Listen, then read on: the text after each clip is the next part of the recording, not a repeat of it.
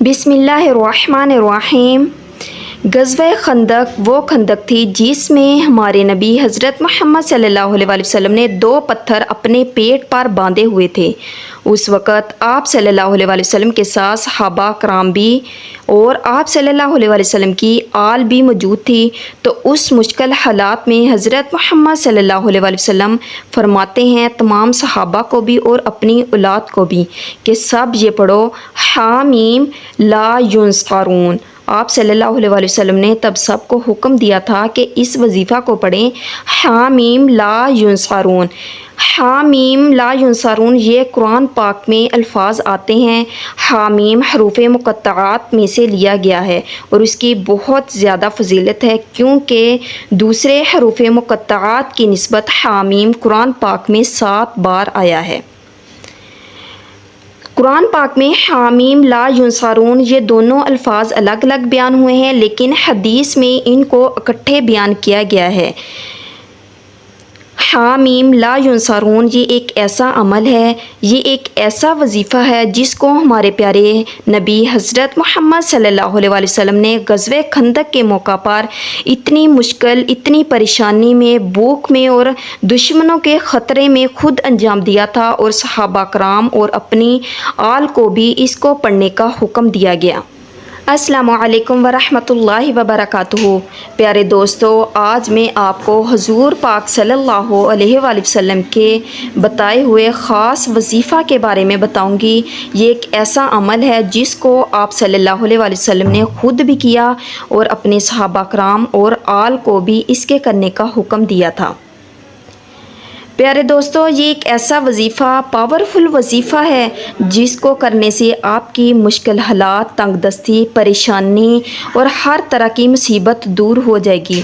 लेकिन इस वजीफ़ा से मुकम्मल फ़ायदा हासिल करने के लिए वीडियो को मुकम्मल देखें और हर बात को गौर से सुनें, क्योंकि बहुत सी चीज़ें ऐसी हैं जो आपको लिखी नज़र नहीं आएगी।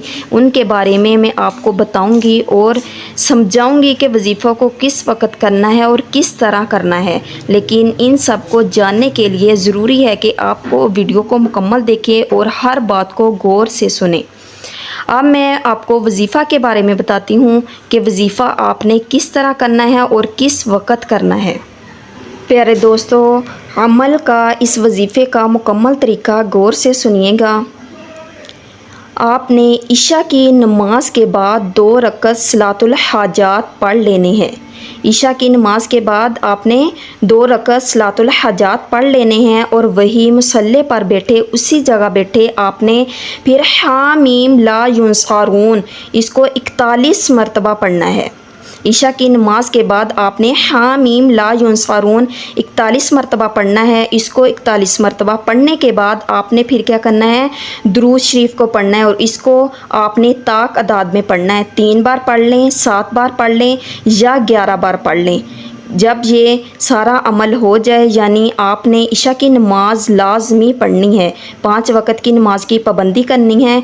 और पढ़ने के बाद आपने जब ये अमल कर लें, उसके बाद आपने अल्लाह ताला के हुज़ूर दोनों हाथ उठाने हैं और कामल यकीन के साथ अपने मकसद के लिए अल्लाह ताला से दुआ मांगनी है। प्यारे दोस्तों, ये एक ऐसा अमल है जो आप सल्लल्लाहु अलैहि वसल्लम ने ख़ुद किया है और अपनी आले औलाद को भी इसके करने का हुक्म दिया था और सहाबा कराम ने भी इस अमल को किया है।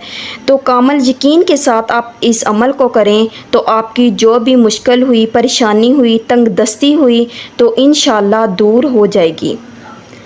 प्यारे दोस्तों, अगर आप भी अपना नाम इज्तिमाई दुआ में शामिल करवाना चाहते हैं तो अपना और अपने शहर का नाम कमेंट में ज़रूर लिखें। खुसूसी आपका नाम लेकर दुआ की जाएगी। और अगर अभी तक आपने हमारा चैनल सब्सक्राइब नहीं किया तो इसको सबसे पहले सब्सक्राइब करें और साथ लगे बेल आइकन को प्रेस करें ताकि ऐसी वीडियो का नोटिफिकेशन आपको बर वक़्त मौसूल होता रहे। अल्लाह ताला से दुआ है कि अल्लाह ताला हज़रत मोहम्मद सल्लल्लाहु अलैहि वसल्लम के सदक़े हमारी तमाम मुश्किलात, तंगदस्ती, परेशानियों को, मुसीबतों को दूर फरमाए। आमीन। अल्लाह हाफ़िज़।